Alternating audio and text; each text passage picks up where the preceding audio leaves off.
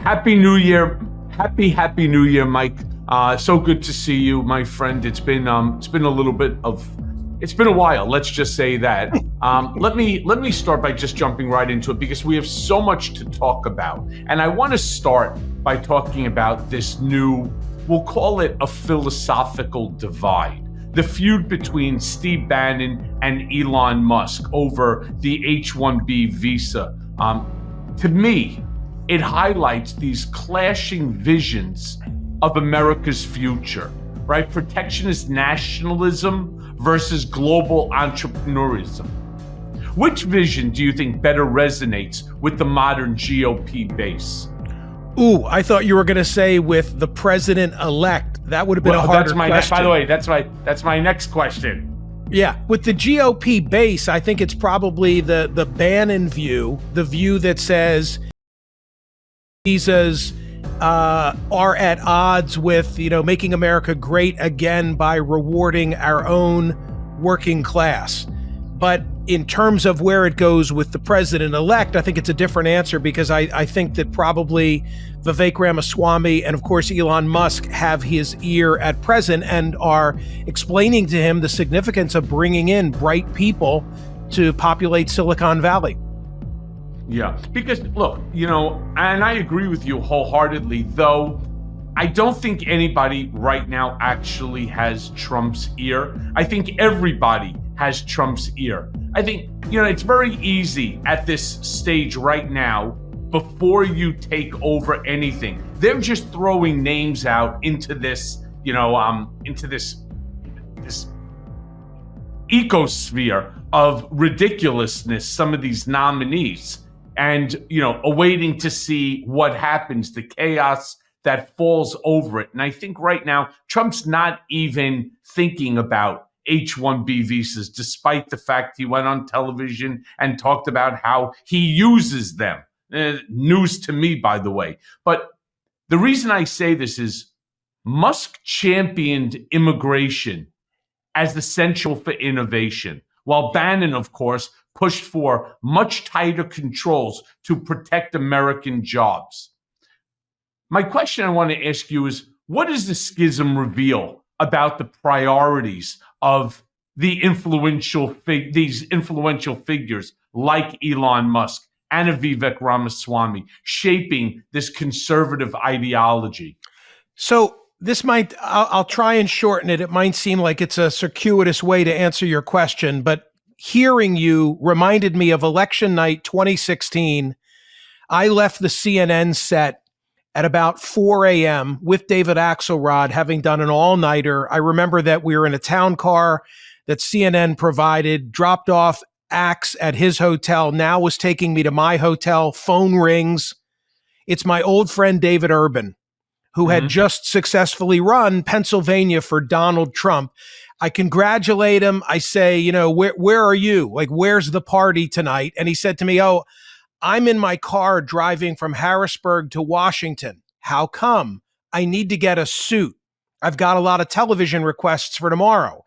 And immediately to me, Michael, it said he and the Trump campaign, they didn't know they were going to win either. Meaning David would have packed a bag. David's a brilliant guy. The fact that he needed to go home to DC to get clothing for television told me that he was caught unaware that Donald Trump was going to win. And I believe that coming out of the 2016 election, you'll remember, of course, they threw that Chris Christie transition file right out the window. I don't think that they had a clue in terms of how they were now going to govern.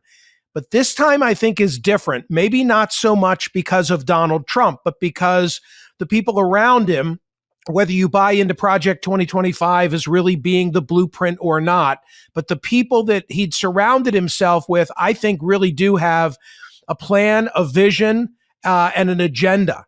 And I think this is going to be different. And I think that the first 100 days are going to be very, very active. To answer your question, I think that there are some disparate interests that he was able to attract. Musk and Ramaswamy at one end with J.D. Vance and sort of an intellectual flair, and then a white working class high school educated base, and they don't want all the same things. And I think that the tension you're feeling in asking me this question is a great example of how it's like herding cats in some respects.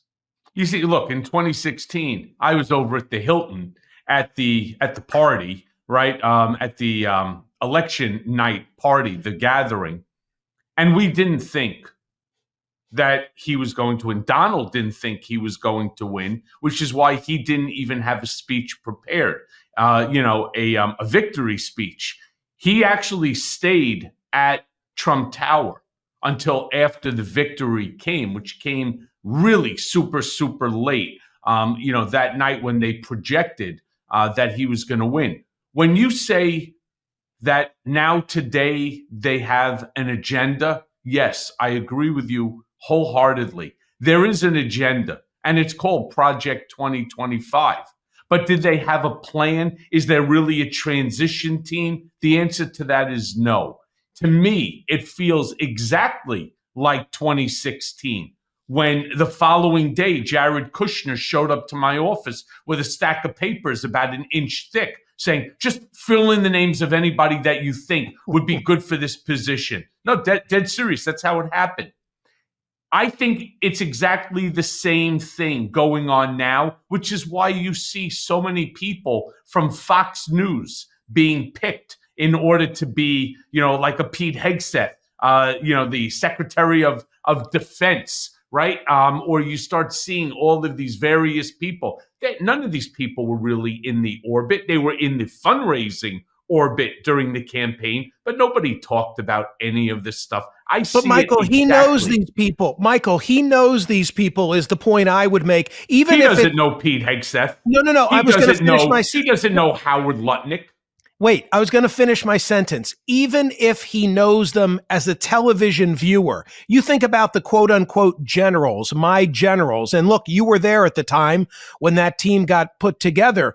He didn't know any of those people, right? That was all based on recommendation. I think at least at this stage, he's got a feel for the people with whom he's surrounding himself, whether it's Bobby Kennedy, whether it's Tulsi Gabbard, Hegseth, as a person who he religiously watches Fox and Friends, including the weekend version. So I think he's more comfortable with his team this go round. That's all I'm saying. Right. But there's only one problem. You know who's not comfortable with that team? So far, a lot of the senators, that need to confirm these positions, unless, they ram through, But do they really want to fight Trump? Do they want to fight Trump? Do they want to die on that hill now? I don't know. Maybe, with Gates, I always thought that it was anticipated by Trump and by Gates. Gates's whole play was, I'm going to take this nomination and use it as an excuse to resign from Congress, as a means of precluding the release of the ethics report, which, as you know, didn't play out that way. But I think he and Trump recognized that even if he went down, there was some advantage in it and taking heat off the others. How many of those who are now, having been nominated by President-elect Trump can be lost? Maybe one. I don't know. Maybe Hegseth, but I think the lion's share, and I'd love to hear if you disagree, they're all going to get through, I think. No, I don't. Now, I think that there will be quite a few that get through. Okay. It's going to be a bloodbath on each and every one. And I think that many of the senators will not toe the line. It's my prediction that many will not toe the line. I do not agree. You'll have me back and we'll see. Yeah. I could see Hegseth not making it, although before the end of the year, and look, you and I and everybody else in this biz is just now ramping up for 2025. It seemed like there was a momentum shift where I thought Hegseth was, politically speaking, a goner, and then it seemed to resolve a little bit. Some of the senators backed off. We'll have to see. But beyond Pete Hegseth, I think they make it. If there were no Pete Hegseth, then maybe Tulsi Gabbard would be in the political crosshairs, maybe RFK Jr. more than he is. But I think there are only so many of these that can be opposed at any one time. No, I don't know. I think that they're going to oppose a whole slew of them. All right. Based upon they're inept for the position that they're asked to fulfill. I mean, I'm not sure I understand the Linda McMahon for Secretary of Education when, in fact, they want to dismantle the education and turn it back over to the state. So what is she, like an interim? I mean, I don't know. There's just so many things. I'm not saying that many of these nominees aren't incredibly bright, like John Phelan, who's going to be Secretary of the Navy. I know John for over 20 years. I know him before I even knew Donald. And I can tell you, he's wickedly bright. He's a finance guy. He was Michael Dell's money manager, but he's never been in the Navy. I don't even know if he's ever taken a bath. I mean, I'm not even sure. Yes, shower for 100%, but I'm not sure what his connection to, it's not like he's playing with a rubber duck or a boat in a bathtub. He has no understanding or experience in regard to the process to which the Navy needs to run. If he were to put him on in the economy, I'd say he's a shoo-in. He's wickedly bright. But for the Navy, that would be like making me this the what do you call it? The Surgeon General. I'm not a doctor. Oh, my father's a surgeon. My dad's a head and neck reconstructive surgeon. My brother-in-law is, my uncle is, my cousins are. Does that give me the ability within which, because we had like a medical office?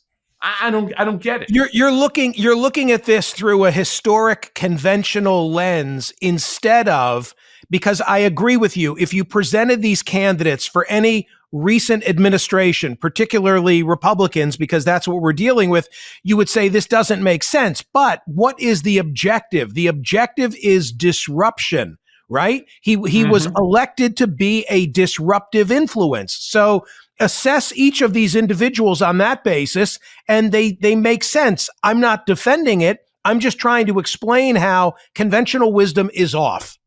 Yeah. Oh, that you could bet you bottom dollar. Now, let me just go back and finish with the Elon Musk, Steve Bannon fracture. Yeah. You think that this public fight between these two guys hurts Trump's coalition by pitting economic elites against populist nationalists? I don't think that Steve Bannon is, I will answer your question, but here's how I get there. I don't think that Steve Bannon is a threat to Donald Trump. I don't think that he looks at any amount of attention that Bannon commands as attention that should rightfully be his. Bannon is just, a warrior on behalf of Trump, no different than Roger Stone. Musk is different. At a certain point, and again, Michael, you know the personality better than I do, but at a certain point, I think he tires of that act. I think that it probably gnaws at him when Democrats seeking to tweak him talk about Musk being the president, and because Trump wants to be first and foremost on that pedestal in everybody's mind. And I just don't know how long that relationship is more in jeopardy than the Bannon and Trump relationship. That's what I'm saying. Right. Except they represent two very different groups of MAGA, of Republican supporters. The Elon Musk, right, is the coalition of Trump supporters that, for whatever the reason, believe that the elites are going to do things for them in a tech sense, in a financial sense, whereas Steve Bannon's group, they're just populist nationalists. They're the MAGA. You know what I mean? I know what you mean, but the way that Musk, I guess, could keep those folks in the tent and on his side is if he really does come up with a way to reduce the size of the federal government. I'm very suspicious of that because so much is baked in terms of entitlements, Social Security, Medicare, Medicaid, guarantees, now put in the military. They're not going to cut that. What's really left? I mean, I just don't know. I among the things that I'm curious to see in the first 100 days, because there will be metrics. What will be the reduction of government that they can lay claim to? That's number one. And then something else that's quantifiable. How many individuals will actually be part of a mass deportation? I mean, it seems to me that by June, we're going to look at numbers for each, and something will have happened or something will not have happened, and Trump will be held accountable. See, I think the easiest thing for him is going to be the mass deportation. Now, I ascribe to what you're saying here, which is what does mass deportation actually amount to in a number? Is it 500,000 people? Is it 1 million? Or is it the 10 million that they were touting during the campaign?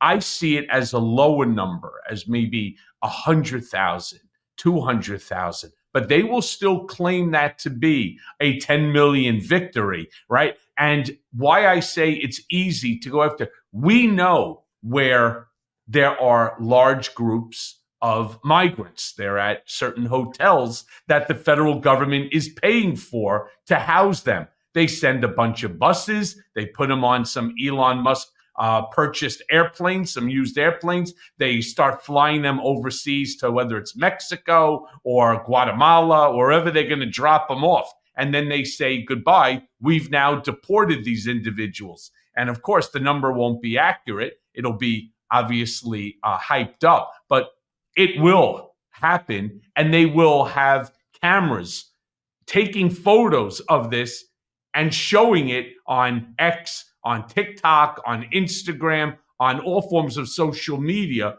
to give the impression that the actions of the mass deportation is greater than what it actually is. I think that there will be a debate in this country about numbers, the likes of which we have not seen since January 2017 at the inauguration, where, Sean Spicer's first mandatory act was to go out to the media and try and defend that this was the largest group ever assembled for a presidential inauguration. We're going to have another debate like that. I will say this to Trump's credit. I think that probably today the number of migrants coming to the United States has already been reduced, probably because the bravado and the talk from both he and Tom Homan is the sort that causes people who are going to come this way not to make the trip. So I think those numbers are probably already being diminished. I agree with you on that. We're already seeing it. I mean, under the Biden administration, they're already expressing that there's fewer that are coming through. It's still obviously too many. One is too many, but I'm with you on that one. Michael, speaking of the president, by the way, I don't mean to become the questioner, but I'm kind of curious as to what you think, because I'm about to go back on air, having been off for a week. And among the things that I'm eager to discuss is the perception by Joe Biden, and I believe the Washington Post story and others are accurate, that he thinks he could have won the election. I do not believe that he could have won the election. Not a chance. I do not believe that Kamala Harris could have won the election. It had nothing to do with 107 days. And I go even further and say that because the moon and the stars had lined up for Trump, I don't think anyone, any Democrat could have defeated him. What do you think? No, I think Kamala could have defeated Trump. I think the team that was around her, the campaign team, they missed the message. They missed the mark completely. Donald is talking in bumper stickers, mass deportation now, right? Gasoline and groceries, things that people can easily remember, bumper sticker policy. Whereas Kamala was getting into the nitty gritty of the economy. I believe that her jumping the shark moment came when they asked her a very specific question. What would you do differently on The View than Joe Biden on The View? And she said nothing. Right. Well, now you have another 4 years of Joe Biden. It's just not a 80-year-old white male, but now you have a 50s black female, right? I mean, that's not what America wanted, especially after Trump's team was so successful in branding this country as a third world country where in economic decline, none of which is true, by the way, but he branded it in such a way that people bought into his shtick. I believe had she focused on the right messages, right, I believe that she could have. And let's not forget that another sort of misinformation being put out there by Trump's team is the landslide victory. We're only talking about like 200,000 people made the difference between a Kamala Harris win and a Donald Trump win. Yep, but he won all 7 of those swing states that we talked about until we were all blue in the face. I give him props for the size of the victory. I don't agree with your last assessment. My opinion is immigration, the economy were both on his side, or maybe I should say the perception of the economy, because I think the economy was probably better than voters regarded it. I'm not underestimating everybody's grocery bill and so forth. But the other factor of this, the one that kind of directly is in your wheelhouse, is I think that in the end, these prosecutions were to his benefit, and that the level of condescension by many of you can't possibly vote for Donald Trump, and the way that major media outlets were so browbeating people, maybe they left to their own devices would have left or abandoned Donald Trump. But when they were being told to do so by dominant media, I think it was a big FU to institutional influence. And people were like, you know what? I'm going to stick with this guy because these are the people who don't want me to. Yeah, I mean, look, Donald did that. He is a master brander. That is his superpower. He got people to believe that prosecutions were all witch hunts, that they were all in order to keep him from becoming president again, to protect you.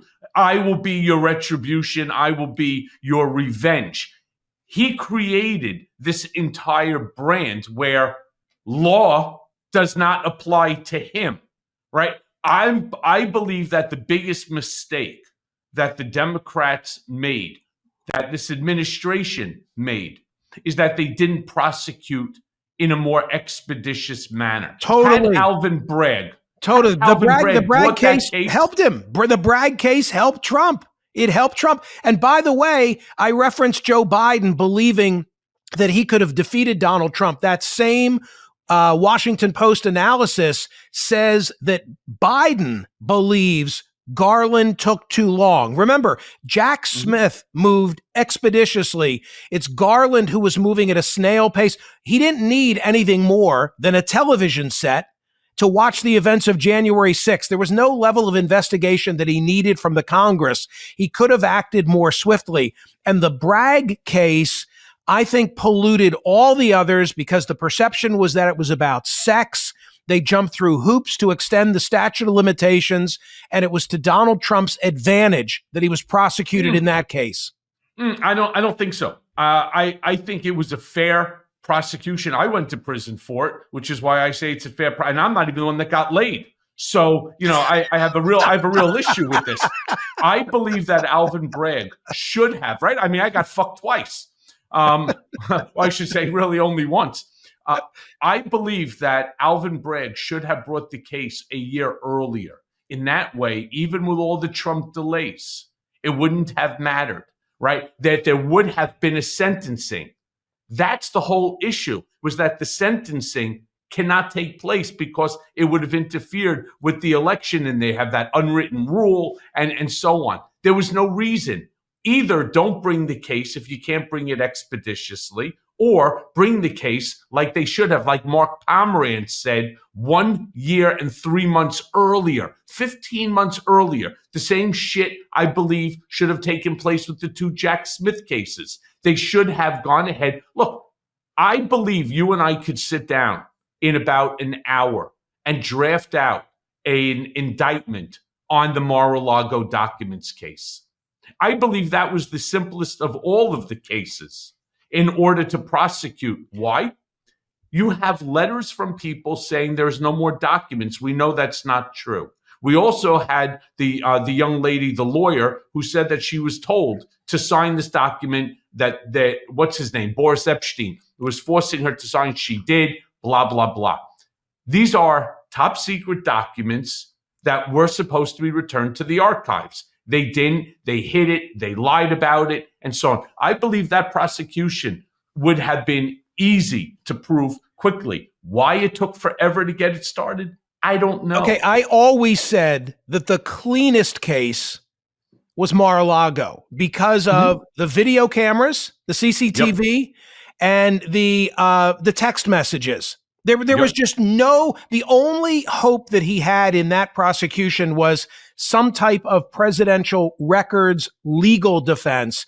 But if there were no defense, factually, he was going to get convicted in that case. By the way, we should also acknowledge, muddied by the fact that then it was revealed that Joe Biden had documents. He had not treated them properly. He knew he had them. We know this from the conversation that he had with a journalist at the time. And so all of a sudden it looked like both of them, to different extents maybe, but both of them were doing the same thing. An alternative scenario where maybe this could have gone in a different way. No Alvin Bragg prosecution. The January 6th case gets brought quickly. It gets assigned to Judge Tanya Chutkan, who clearly was going to be no bullshit with regard to Donald Trump. It would have been federal court in D.C., very inhospitable for Trump. There wouldn't have been cameras, but it would have been a grueling process for him, probably would have been convicted. That would have been a different scenario. Yeah.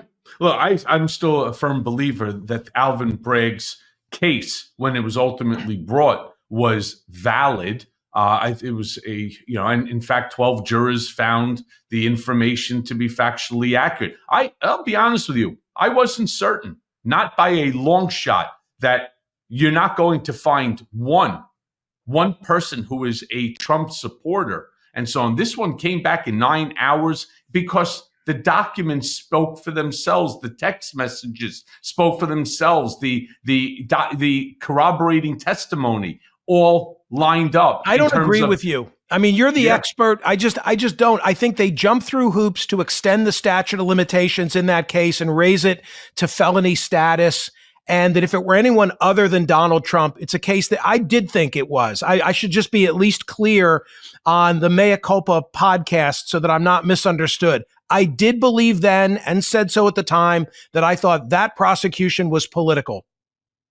So I guess it was political towards me as well. Probably. Yeah, I would say so too. Listen, by the way, I myself went on record with Vanity Fair. And I said, now that Alvin Bragg allowed this thing to go so long that there will be no sentencing, I turned around and I said, I think they should just drop the whole fucking case altogether.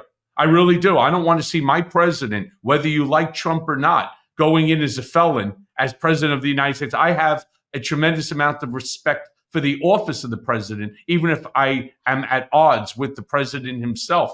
I believe in the institution of the presidency and the importance of our leader as a world figure. That's just, again, just my opinion. But I want to move on, since we're talking about nonsense and craziness. Now, all of a sudden in 2025, we already hear Donald Trump making these repeated references to Greenland, to purchasing Greenland because it is a strategic asset. My question to you is, was his obsession rooted in legitimate geopolitical strategy? Or do you think it's driven by some, I don't know, what type of a desire for personal legacy building and a vanity project? Okay, I can't believe that I'm the one being asked this by his former lawyer. I mean, isn't it obvious that to him, this is a land transaction? In the same way that he's going to approach the Middle East, and I don't know, God bless, maybe he'll have a result of just trying to whack the pie differently.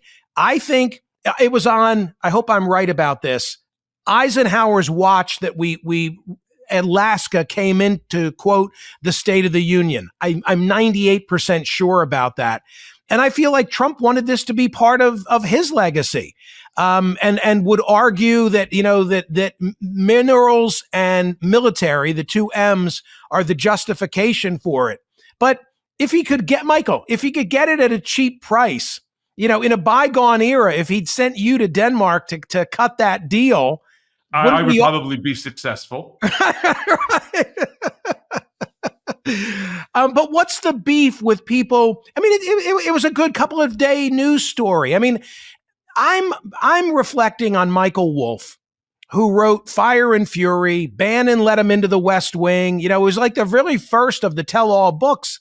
And I remember from that book him saying that Trump regards every day as a reality show with a beginning, middle, and ending. And all he wants to do is control the news cycle, even if it's negative news, and then move on tomorrow. It'll be something else. And, you know, I mean, I've heard that adage before that there's no such thing as bad publicity. This guy has proven it to be accurate, at least as it relates to him. Yeah, I agree with you. But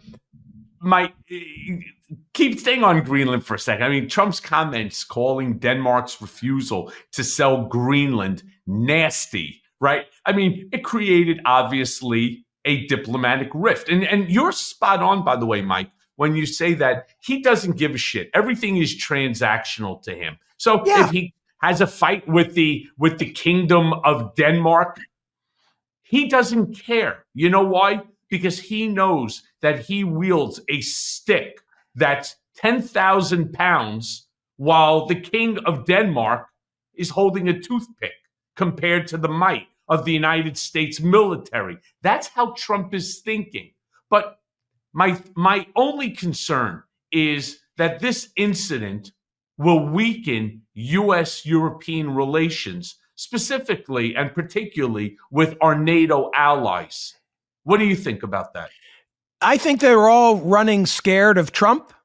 And I mean, you see how quickly Macron invited him to come over to the reopening of Notre Dame.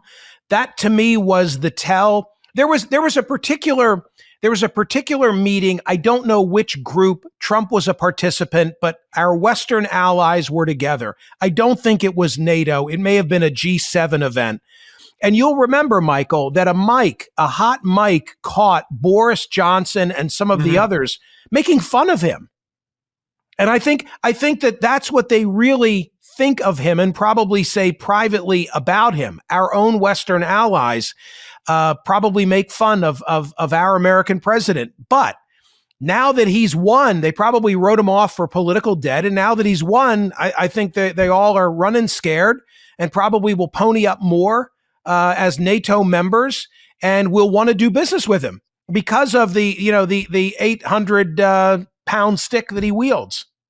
Yeah, I don't think that we stay in NATO under Trump anyway. I think he's got a real disdain, for NATO and for many of these leaders, and he's going to claim again, Donald being the transactional guy that he is, he will turn around and say that economically it is a bad deal for America.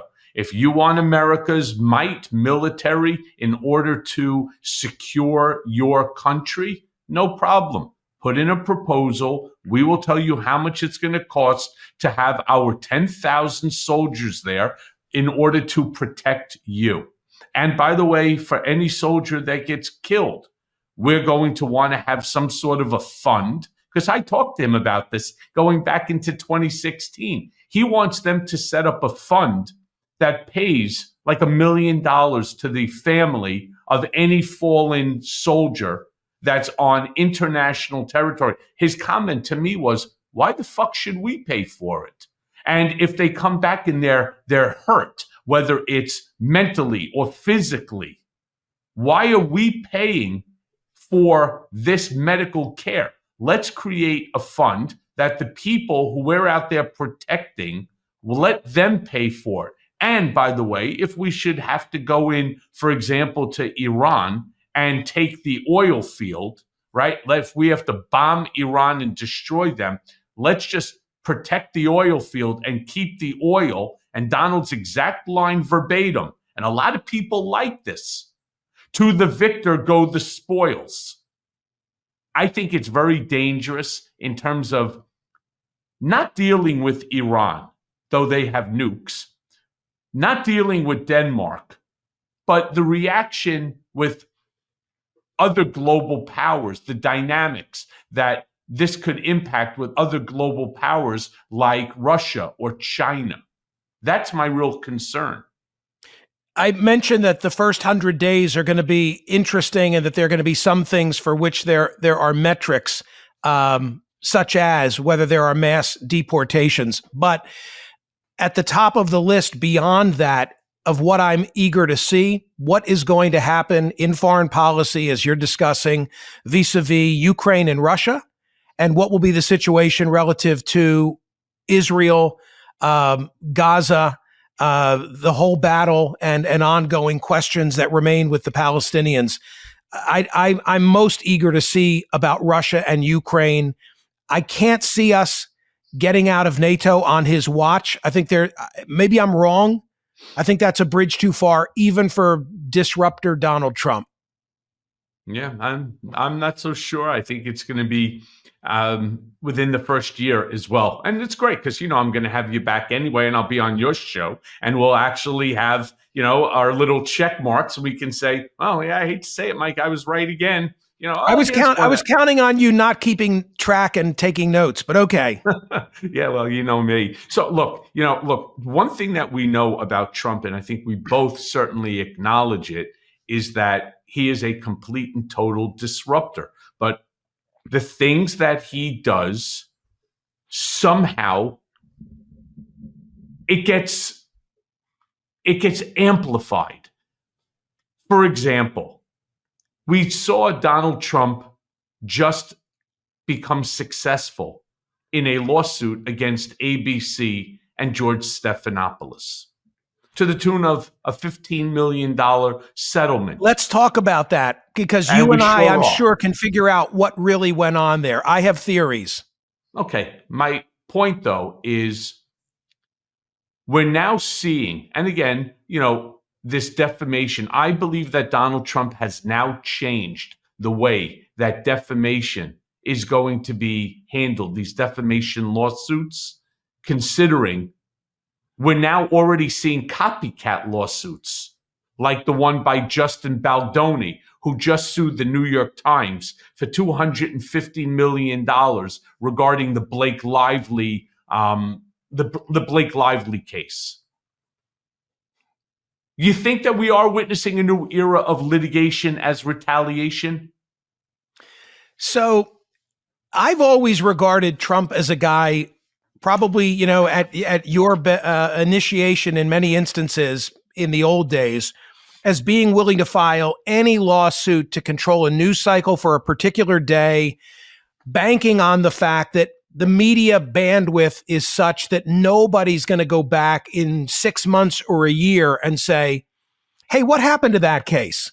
Mm-hmm. Which are all probably, you correct me if I'm wrong, but they probably all are quietly withdrawn whenever the media turns in the other direction, right? I mean, there have been so many instances where he's threatened or has filed a lawsuit, and I've said to myself, there's no merit to it. It will go away. The ABC case is different. And the reason that I think it's different is I remember pulling the verdict slip after the E. Jean Carroll verdict came back, because I was curious to see, as someone who has tried cases, the construction of the verdict slip and how they check the boxes. And I'm doing this from memory, but I'm 99% sure. Like, question number 1 was a rape question, and the answer was no. And yes, we can have a conversation as to what was the definition of a sexual assault as compared to rape, yada, yada, yada. But there was a document and the jury said no. And I was watching that Stephanopoulos interview in real time. And the minute that he said it, I said, that's not accurate. Me too. And New York Times versus Sullivan is a very tough standard. Public figure, actual malice, knowledge of falsity, reckless disregard for the truth. I know all that. You know all that. I still thought that ABC had a problem. But what I really believe, Michael, precipitated the settlement, and you can tell me what you think, is the discovery process. Whatever those internal communications were at ABC, Trump was going to get them. And I have to believe that there was some nasty shit that was said about him internally at ABC that had them petrified. Even if his lawsuit was unsuccessful, the fact that now he won the election Like they didn't want to have to deal with that for the next 4 years. That's my theory as to why they paid. And one other thing, if I can say this, because now I've you put a bug in my ear. I've always wondered aloud, why has there never been talk of a Trump library? And in this litigation settlement, the money was going toward what will be a Trump library. I mean, I've always wondered, where is it going to be and what's it going to look like? And you never heard anything. At the end of that first term, there was never any planning, no committee, no look at the land. I mean, Obama's library is headed toward conclusion in Chicago. So I'm just curious to see what that is going to be. Clearly, he's got something planned. Yeah, there's no doubt about it. In fact, knowing Trump the way that I do, I actually believed that the Trump library was going to be here in New York City into a property that's attached to Trump Tower. It's the former Nike store that's now the Tiffany store, Louis Vuitton. Today's episode is brought to you by Ali. That's clean, fresh nutrition that your dog needs in 5 flavors that they're absolutely going to flip over. And you don't have to be a veterinary nutritionist to know that feeding your dog real whole foods with minimal processing, it's one of the best choices that you can make for their health. It's a perfectly portioned, whole, fresh food diet that's been proven to extend your pup's life, get a load of this, by 2.5 years. And who doesn't want to have more time with their best friend? So with absolutely no harmful fillers, no preservatives, Ali, it's made in U.S. kitchens with ingredients that are carefully sourced from trusted growers and producers around the world. And because the time between Ali's gentle cooking and your dog's chowing down is minimal, they don't need preservatives to extend shelf life. With 5 protein-first recipes like fresh beef with sweet potatoes, fresh turkey with blueberries, or fresh lamb with cranberries, you might start thinking, damn, my dog eats better than I do. And that's probably true when it comes to Ali. Okay, so here's how it works. First, you go and you fill out Ali's 30-second quiz. And what they'll do is they'll create a customized meal plan based on your pup's weight, activity level, and other health information. Ali then crunches the numbers, and then they recommend the right recipe and daily portions for your precious pup based on hundreds of thousands of real dog results. And listen to this one. You can get your starter box. This is for first timers. Ali will send you out your pup's first box with 2 weeks worth of meals and a guide on how to gradually switch them over to their new diet. So listen, you can customize this plan easily by Ali offering 3 meal plans to choose from so that you can go out and choose between a full fresh plan, fresh topper plan, or a mixed plan with their freshly baked recipes for your special fur baby. And they also have treats and supplements. And it's why I say that you should give your pup a fresh start this new year by letting them taste a personalized meal plan from Ali. So head right now to ollie.com/Cohen and tell them all about your dog. And use code Cohen to get a load of this, 60% off your first box of meals when you subscribe today. Plus, they offer a clean bowl guarantee on the first box. So if you're not completely satisfied, you'll get your money back. Again, that's ollie.com/Cohen and enter code Cohen to get 60% off your first box. Again, that's ollie.com/Cohen and enter code Cohen to get 60% off your first box. Start your dog's new year off right with Ali. Each time of year, many of us start thinking about our health goals, things like losing weight, exercising more, or even eating better. But a goal without a plan, well, it's a plan that's destined to fail. Prolon's 5-day program, it gives you tools to put your resolutions into action with a science-based plan that makes it easy to stay focused and to achieve real results. Prolon's fasting mimicking diet, listen to this, it's a revolutionary plant-based nutrition program that nourishes the body while making cells believe that they're fasting. It's researched and developed for decades at USC's Longevity Institute, and it's backed by leading US medical centers. Prolon helps promote healthy blood sugar, enhanced skin appearance, fat loss, and improved energy and focus. So look, it all starts with their 5-day program. Snacks, soups, and beverages, all designed to keep your body in a fasting state. There's no guesswork or planning required, which, by the way, it's a relief after a busy holiday. 3 consecutive cycles of Prolon have been shown to reduce your biological age score by an average of 2.5 years and your waist circumference by a whopping 1.5 inches.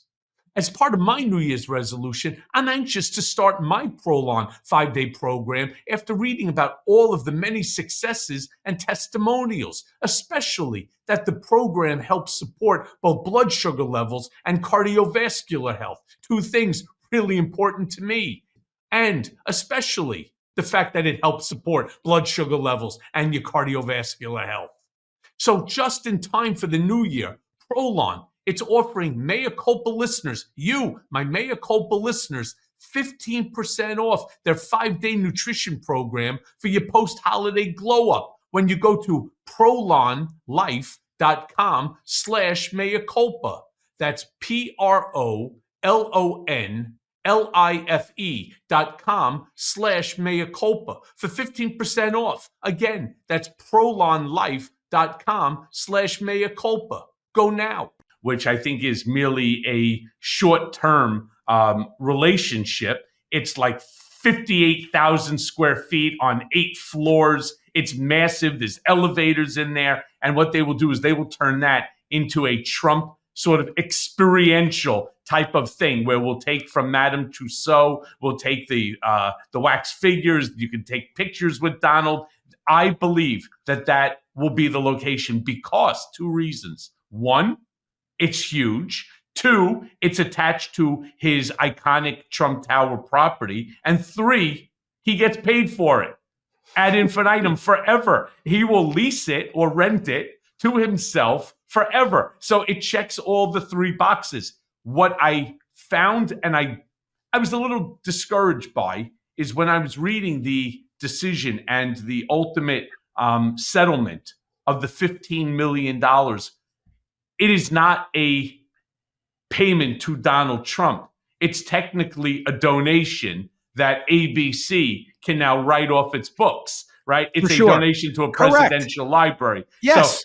So their feeling is, we're willing to, not expose discovery. And I'm with you 100% on that. Some of the shit that was probably said about Donald was horrific and so on. But we used to use this. I use this all the time, the New York v. Sullivan case. And I used to talk about it in regard to the case that Trump brought against Tim O'Brien for a book that he wrote where Tim O'Brien claimed that Donald wasn't a billionaire and that he wasn't technically really rich at all. That case, even though it was ultimately dismissed, we did not win that case. I was always able to use that case to get media to drop a story against Trump for fear that the amount of money it's going to cost them to defend this action that I will institute against them. Once we institute it, we will take this to trial and it will cost you millions. And after I did my analysis of your company, you don't have millions to spend. You don't even have hundreds of thousands to spend on defense. That's not the profit of your company. And many of them, maybe 7 out of 10, ended up backing out and not proceeding with the article or the story for fear that it would put them into a bankruptcy situation. You're reminding me that during the holiday break, one of the movies that I was eager to see and catch up on was The Apprentice, which was the whole story of Donald Trump and Roy Cohn. And I wondered what was your take on it, because everything you're describing is out of the Roy Cohn playbook. Attack. Well, yes, fair, but that was actually the Michael Cohen playbook. I remember, Michael, because when we first met, you used these tactics against me as a CNN host who just had begun his program. This is now 10 years ago. What? Against you, my friend Absolutely, Michael Smerconish? Absolutely, yes. I never even did. You came on like a locomotive, complaining about things that I was saying on television. Well, look, which brings me fine to my next question to you. Do you think that lawsuits like Baldoni, like what Trump has done, do you think that they serve as legitimate checks on media overreach? Or do you think that it's a part of a broader effort to silence investigative journalism in high-profile cases? And I say this as somebody who has had more than 100 lies told about them. All of the 11 allegations, for example, that were raised against me in the Steele dossier, they're all lies. I've never been to the Czech Republic. I never paid Compromat's $10 million for Paul Manafort. I'd never had a house in Sochi directly next door to Vladimir Putin. My father-in-law is not the biggest real estate developer in Moscow. In fact, my father-in-law, being Ukrainian, he's never even been to Moscow. I mean, all of this bullshit, and that's just the tip of the iceberg, that I have multiple passports simply because as a Jew, Louise Mensch said this, as a Jew, I must have an Israeli passport, which is probably how I got into the Czech Republic without the United States knowing it. I mean, I can go on and on and on about the lies that were told about, that I'm the one who had the affair with Stormy Daniels, not Trump. And as a great friend that he is to me, he gave me money to pay her. And so, I mean, I can't begin to tell you. You think that lawsuits like what Trump pulled with ABC or what Baldoni is trying to do, you think that it'll serve as a legitimate check on media overreach, force them to actually do their homework and be accurate? When he came on the scene nationally as a candidate in 2015, either 2011. Pardon me? 2011. We started in 2011. Remember that? But yes. Well, I mean, since 1988, he was going to New Hampshire and saying, people want me to run. And then he came back in 92 and then he went in 96. I mean, and so consequently, by the time we get to the 2016 cycle, count me among those who said he will never do this and was ridiculing of his intent to run. I never thought it would happen. I was wrong. I never thought he would win. I was wrong. But the point is, when I was getting started at CNN, he went on Fox one day and he said, they've got some guy named Smerconish. He said my name correctly and then said, who I've never even heard of. And these are very dishonest people, and we need to bring back libel laws. And Michael, I know that quote so well because to me, it's so funny. We use it as a radio rejoinder on my program. And it's just kind of, it's Trump's distinct voice and he's taken a shot at me. And it's comical given what's happened since. But I used to practice defamation law and I know a thing or two about it. I think the laws work. I think New York Times versus Sullivan makes sense. The very idea that if you're a random person without a profile, you meet a negligence standard. But if you're someone with a Mea Culpa podcast, you're a public figure by definition, and you ought to be able to defend yourself, and the standard ought to be heightened, actual malice. So it's not a perfect system, but I think the system that we have makes sense. I laughed when you told me, when you referenced the other case, because I don't know who the fuck these people are. I'm so culturally out of I need my sons to tell me, like, who is Blake Lively and what was said and what's the claim? Because I truly don't know. I will read in before I go on radio and have to discuss it. But I don't think that Trump is bringing about any kind of a realignment. I think that ABC made a mistake. I think that ABC had internal communications, pure speculation on my part, but a pretty informed thought, that were going to be embarrassing. And to your point, they were able to resolve it in a way that they got a write-off because they made a donation to a future Trump library. That's it. Yeah.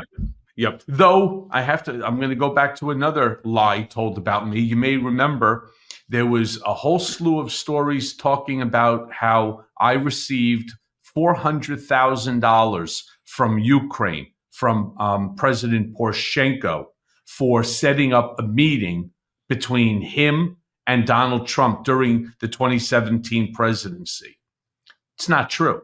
Never spoke to Poroshenko, never received a dollar from Poroshenko, never received a dollar from Ukraine. Had nothing to do with it. Ultimately, it was determined that whatever money that they did send was being sent to some lobbying firm that they have, and all of these countries have them, on K Street in Washington, D.C., to which I have zero affiliation. In fact, I've never even heard of them. Yet, this thing dominated the fucking news cycle for days, turning around and saying that I now need to be charged under the FARA laws, acting as a foreign agent for profit and all this other stuff. None of that was true at all. And it didn't matter because everybody ran with it. There's thousands and thousands of articles. Yeah. My name is probably mentioned a million times. Because I was going away to Otisville, to FCI Otisville, I was forced to drop that case. Poroshenko brought a lawsuit against, I think it was the Daily Beast or something like that. He brought this lawsuit in the UK against them. He won. They had to do a retraction. They pulled it down and they compensated him on top of everything. I believe that our defamation laws suck. Whether you have a Mea Culpa podcast with 1 million people that listen or not, whether you're a Michael Smerconish with your own television radio show, yeah, you could defend yourself, but no matter how you try to defend yourself, it never is the same as the damage that's done. You're never able to negate it. Even, for example, OAN recently retracted an article where they put out that I was the one having the affair with Stormy Daniels. It's absolutely untrue. The whole thing was a lie. They apologized because I threatened to sue them, and I actually found an incredible lawyer who was going to do it for me. They took the smart move, and they said, listen, we have no money, right? So you could sue us. You're not going to get anything. We'll just go out. And I was like, good. If you go out of business, I don't care. What if we apologize, do a big public apology and retraction? And my lawyer said, let's just do it. You know, it's easier. You win because it's very rare that you get one of these. I do personally believe that Trump is changing, legitimately changing the way that libel law in this country is going to be handled. Well, I believe that others will imitate him and think that it's an easier road. As you know, it's not an easy road, especially when it's a public figure. So there might be more litigation that he inspires, but I don't think he's bringing about a fundamental change. I just don't. No, we're going to put that on our list of things to see what happens down the road. 73 things on that list already. Absolutely. So look, I want to, the hour goes by very, very quickly here. I really just want to end it by asking you the following, right? Biden's approval rating. I was seeing on television that it's literally like the lowest approval rating for a leaving president, I think, in America's history. I think it's the lowest. I think it's like 37 or 38% approval rating, despite the fact that we have seen so many legitimate successes during this administration, like the CHIPS Act, the infrastructure investments, record low unemployment, minority increase in wealth, the highest stock market, just on and on and on.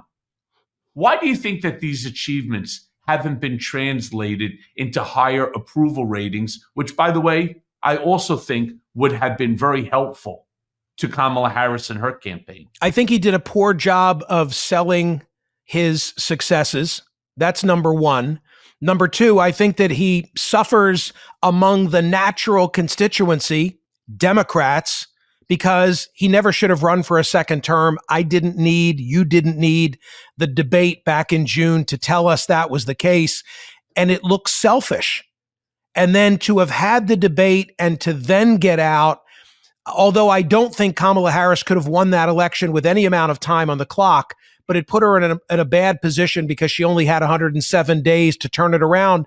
And many are blaming him for the fact that Donald Trump is going to get a second term, and then throw on top of it the Hunter pardon and the way it was handled. By the way, I have no problem with him pardoning Hunter Biden. We could talk about that if we had more time, but it's the way he handled it that was problematic. He never should have locked himself into a position. Agreed. And by the way, I believe, you don't want to have to count on Donald Trump, but I think that Trump would probably have pardoned Hunter Biden because Trump would have thought it would make him look magnanimous. And then the other pardon list with the 1,500, and maybe this is me now being a homer, because there's a name on that list of a Pennsylvania judge who was involved in something called Cash for Kids. And people are pissed that this guy had his sentence commuted by Joe Biden. And I don't know if Biden had any awareness of the names that were even on that list. So it's like a witch's brew. But Michael, we're having this conversation just days after Jimmy Carter passed at age 100. I went back and I looked at the C-SPAN rankings. Every time there's a change in administration, C-SPAN assembles historians and they assess the record of all the presidents and they rank them. And Carter was middle to lower third. And yet the way he's being eulogized now, I think that if you took a poll today, people would hold him in a much higher regard than at any time since he left office, since 1980. And maybe history will be more kind to Joe Biden. I don't know, but that's my best answer.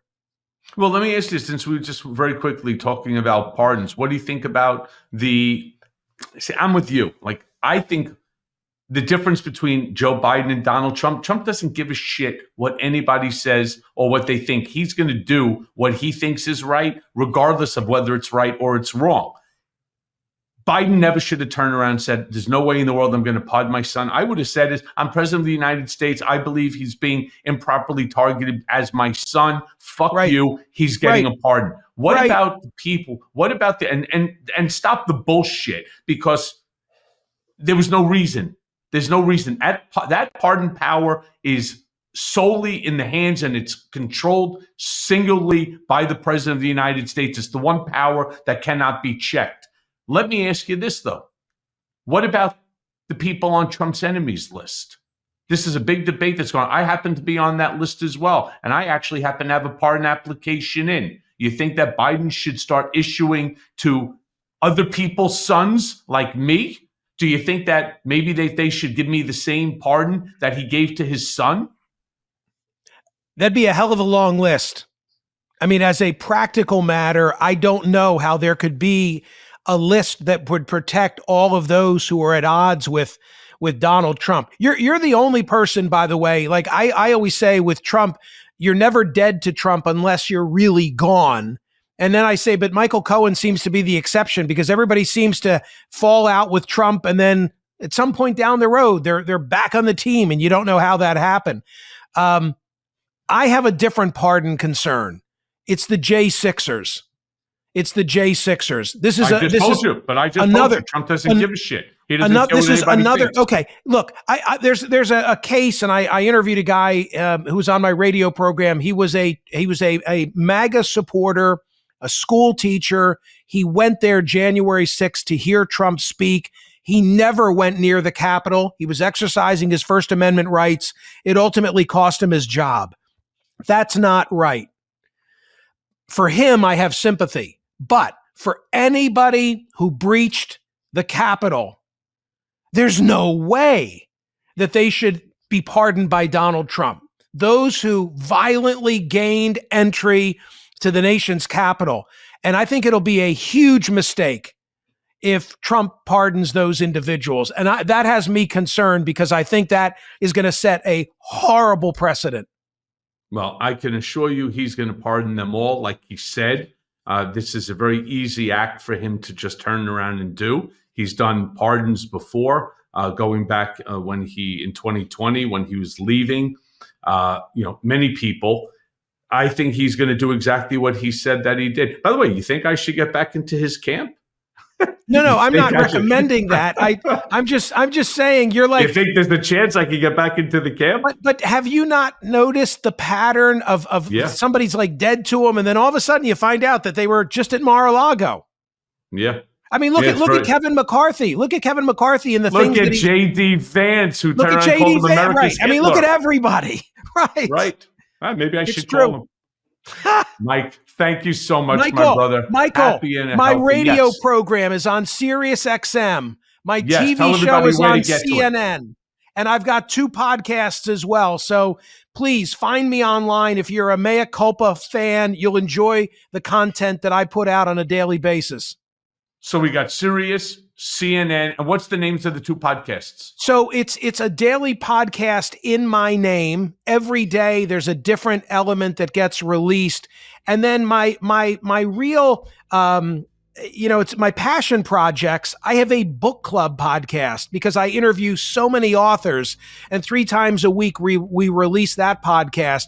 And finally, I have a free and worthy daily newsletter. And I know that everybody seems to have a newsletter these days, but mine has a 76% open rate. People really love it. So find my newsletter, and thank you and Happy New Year.